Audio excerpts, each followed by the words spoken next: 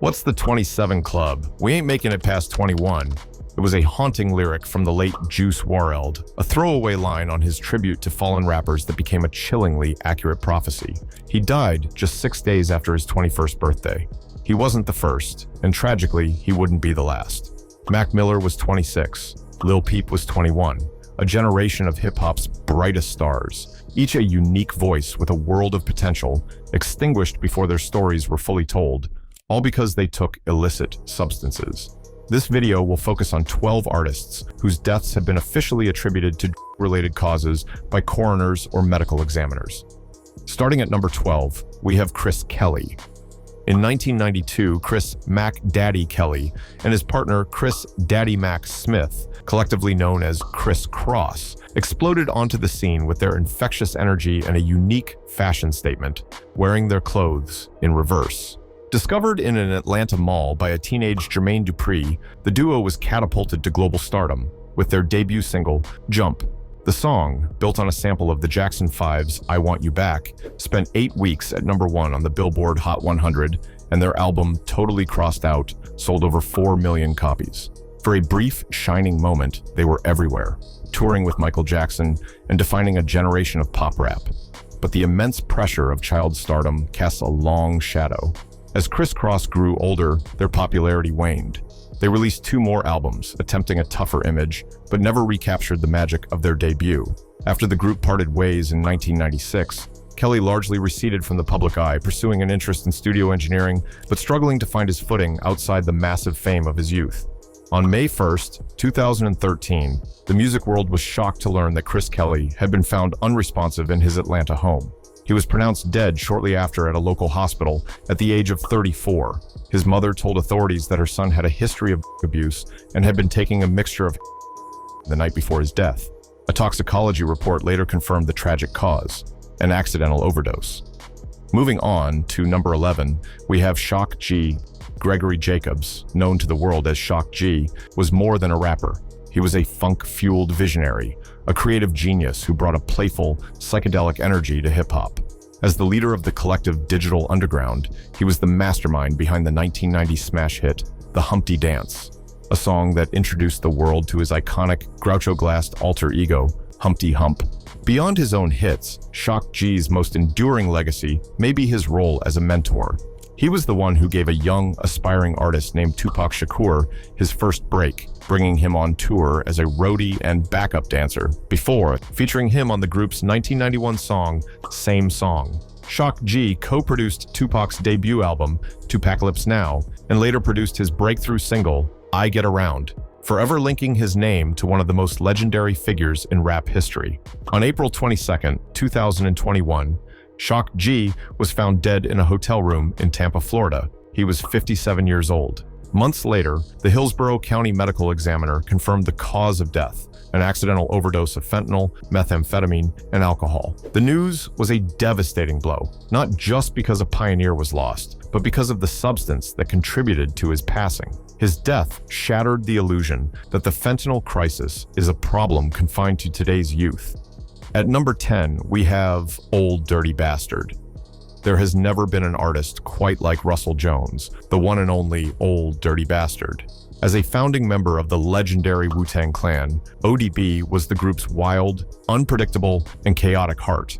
His unique vocal style, a slurred, off-key mix of rapping and singing, was instantly recognizable, and his free associative, often profane rhymes made him one of the most unforgettable characters in music history. After the groundbreaking success of Wu-Tang's debut, Enter the Wu-Tang, 36 Chambers, ODB launched a successful solo career with his 1995 album Return to the 36 Chambers, the dirty version, which featured the hit singles Brooklyn Zoo and Shimmy Shimmy Ya. However, ODB's artistic brilliance was often overshadowed by his chaotic personal life. His struggles with addiction and frequent run-ins with the law became a public spectacle, with a string of arrests for everything from possession to failing to pay child support. His erratic behavior, including a famous incident where he stormed the stage at the 1998 Grammy Awards, became inseparable from his public persona. The performance came to a tragic end on November 13, 2004. While at a recording studio in Manhattan, Old Dirty Bastard complained of chest pains and collapsed. He was pronounced dead at the scene, just 2 days shy of his 36th birthday. An autopsy later revealed the cause of death was an accidental overdose from a lethal mixture of cocaine and the prescription opioid tramadol. Our number 9 entry details the story of Pimp C. Chad Butler, the legendary Pimp C, was a titan of Southern hip-hop. As one half of the hugely influential duo UGK, Underground Kings, alongside his partner Bun B, he helped define the sound, style, and swagger of an entire region. From their early days in Port Arthur, Texas, UGK crafted a sound that was raw, soulful, and unapologetically Southern.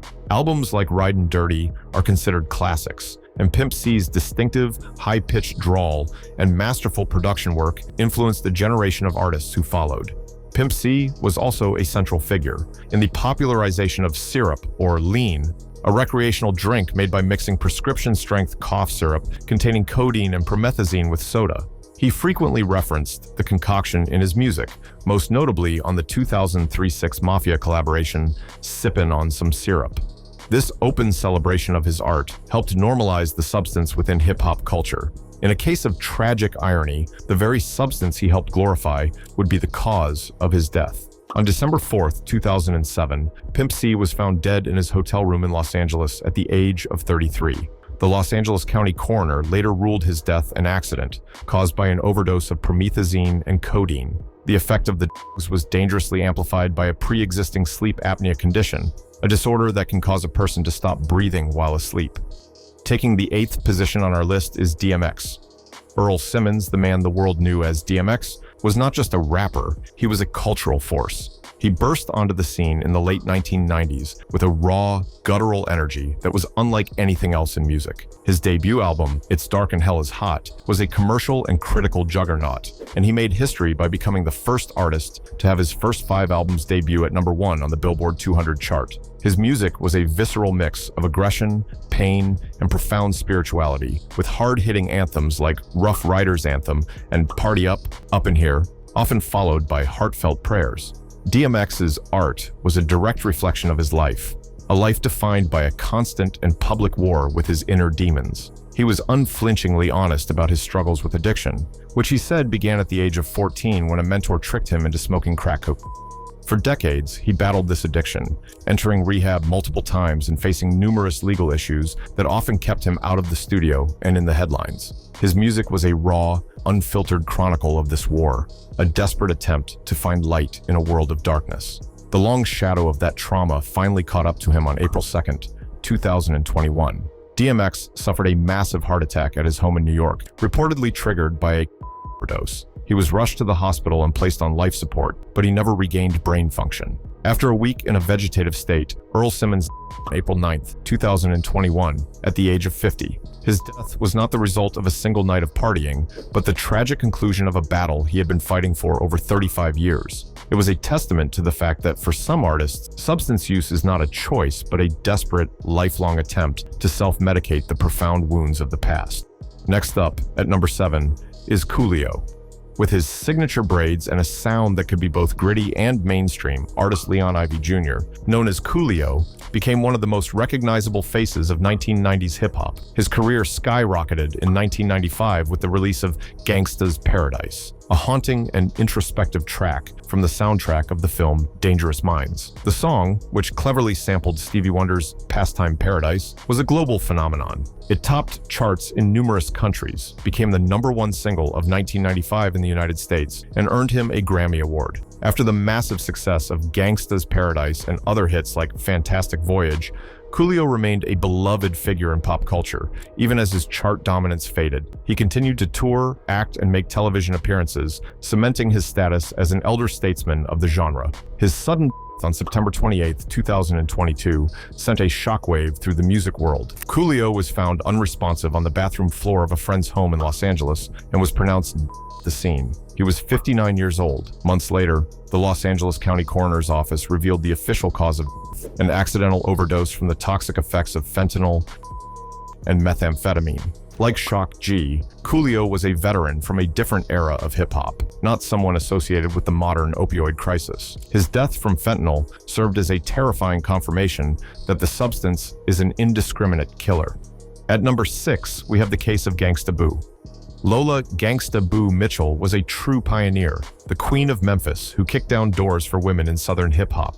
At just 14 years old, she joined the legendary group 3-6 Mafia, becoming its sole female member and lending her fierce, confident flow to their groundbreaking horrorcore sound. Her presence on classic albums like Mystic Styles was undeniable, and she quickly proved she could more than hold her own in a male-dominated scene. She launched a successful solo career with her 1998 album, Inquiring Minds, which included the hit Where Dem Dallas At. Her influence is immeasurable. Her cadence and energy echoed in a generation of female rappers who followed. On New Year's Day, 2023, Gangsta Boo was found dead at her mother's home in Memphis. She was 43. Her autopsy later confirmed she died from an accidental overdose, with fentanyl, cocaine, and alcohol found in her system. Cracking the top 5 is Big Scar.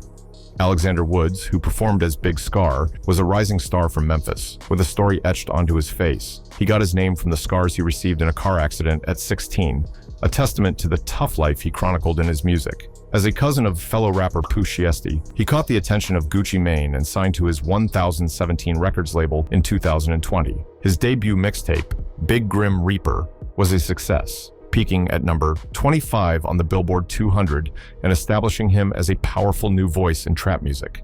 His career was just beginning to take off when, on December 22, 2022, he died at his girlfriend's home in Memphis. He was only 22 years old. His family confirmed that his death was the result of an accidental overdose of prescription pain pills. The fourth artist on our list is Bobby Brown Jr. The story of Bobby Brown Jr. is one of immense talent overshadowed by generational tragedy. As the son of R&B icon Bobby Brown, he grew up in the spotlight and inherited his family's musical gifts. He was an aspiring artist, poised for his own success, but he also inherited the heavy burden of his family's very public struggles with addiction. On November 18th, 2020, Bobby Brown Jr. was found dead in his Los Angeles home. He was 28 years old. His death was ruled an accidental overdose from a lethal combination of alcohol and the synthetic opioid fentanyl. His passing was another devastating loss for his father, who had lost his daughter, Bobby Christina Brown, just 5 years earlier. In the third spot, we have Mac Miller. Malcolm McCormick, known to the world as Mac Miller, was an artist defined by his evolution. He began his career as a teenager from Pittsburgh, gaining fame with a cheerful, party-centric style, often labeled frat rap, on his 2011 debut album, Blue Slide Park. While commercially successful, the album was met with harsh criticism, a response that fueled Miller to push his artistry into new and more complex territories. A self-taught musician who played piano, guitar, drums, and bass, he began to experiment, incorporating elements of jazz and soul into his work. Over the course of his career, he transformed from a party rapper into one of the most respected and musically sophisticated artists of his generation, culminating in the deeply introspective and critically acclaimed albums Swimming, 2018, and the posthumous Circles, 2020. This artistic evolution was mirrored by an increasingly public struggle with depression and addiction. Miller was unflinchingly honest about his battles, which became central themes in his music and interviews. He spoke openly about his use of substances like promethazine, lean, to cope with the stress of touring and the pressures of fame. His music became a real-time chronicle of his journey, a vulnerable and often painful exploration of his mental state that resonated deeply with his fans. On September 7, 2018, Mac Miller was found unresponsive in his Los Angeles home by his personal assistant. He was pronounced dead at the scene at the age of 26. The Los Angeles County coroner later determined his death was an accidental overdose from a mixed drug toxicity of fentanyl, cocaine, and alcohol.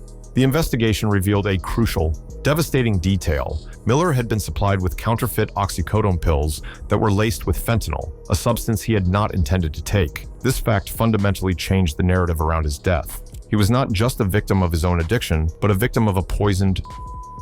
The dealers who provided him with the lethal pills were later arrested and sentenced to prison, a rare instance of legal accountability in a crisis that has claimed tens of thousands of lives. Our runner-up, at number 2, is the story of Lil Peep. Gustav Orr, who performed as Lil Peep, was the face of a new musical movement. He was a pioneer of the emo rap subgenre, a sound that fused the melodic angst of pop punk and emo with the trap beats and cadences of modern hip-hop. With his face tattoos, distinctive style, and raw, emotional lyrics, he became a voice for a generation of young people grappling with depression, anxiety, and a sense of alienation. His music, released primarily on SoundCloud, built a massive cult following and made him a figurehead for a new wave of alternative youth culture. Peep's art and his life were almost indistinguishable. His entire persona was built on a foundation of radical transparency about his mental health struggles and his heavy use of particularly prescription pills like Xanax. His social media accounts were a live, unfiltered feed of his inner world. In the hours leading up to his he posted photos and videos of himself talking about taking prescription. To his fans, this wasn't just a performance, it was an authentic expression of the pain he channeled into his music. It was Peep being Peep. This public chronicle of his struggle came to a tragic end on November 15, 2017. While on his tour bus in Tucson, Arizona, just before a scheduled performance, Lil Peep was found unresponsive by his manager. He was pronounced dead at the scene. He had just turned 21. The Pima County Medical Examiner's Office later ruled his an accidental overdose from a toxic combination of fentanyl and the anti-anxiety medication alprazolam, commonly known as Xanax. His was a major cultural moment, bringing the deadly reality of fentanyl-laced counterfeit pills to the forefront of public consciousness.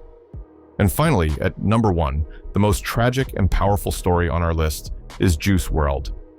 Jared Higgins, known to millions as Juice WRLD, was a prodigious, once-in-a-generation talent. He emerged from the SoundCloud rap scene and, in a remarkably short period, became a global superstar. His 2018 hit, Lucid Dreams, which famously sampled Sting's Shape of My Heart, was a worldwide phenomenon, showcasing his gift for crafting emotionally raw and incredibly catchy melodies. What set him apart was his extraordinary ability to freestyle. He could improvise complex, coherent, and emotionally resonant songs for hours on end, a rare talent that drew comparisons to some of the greatest to ever touch a microphone. The central theme of his music was a deep and relentless struggle with heartbreak, mental health, and addiction, particularly to prescription painkillers like Percocet, oxycodone, and lean.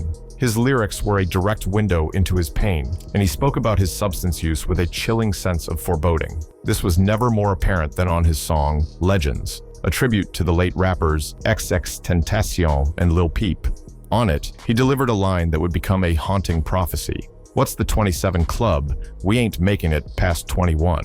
On December 8, 2019, just 6 days after his 21st birthday, that prophecy came true. After landing at Chicago's Midway Airport on a private jet, federal agents who had been tipped off that there might be aboard were waiting to search the plane. According to witnesses, in a moment of panic, Juice WRLD swallowed multiple Percocet pills in an attempt to hide them from the authorities. Shortly after, he began convulsing and suffered a seizure. Though an opioid reversal was administered, he was pronounced at a nearby hospital. The Cook County Medical Examiner's Office confirmed his cause of death was an accidental overdose of oxycodone and codeine. The news of his death prompted a massive outpouring of grief from fans and fellow artists across the globe. Stars like Drake and Halsey mourned the loss of a young talent with boundless potential. In the aftermath, his mother, Carmela Wallace, established the Live Free 999 Foundation, an organization dedicated to helping young people who struggle with addiction and mental health, turning her son's tragic story into a source of hope and support for others.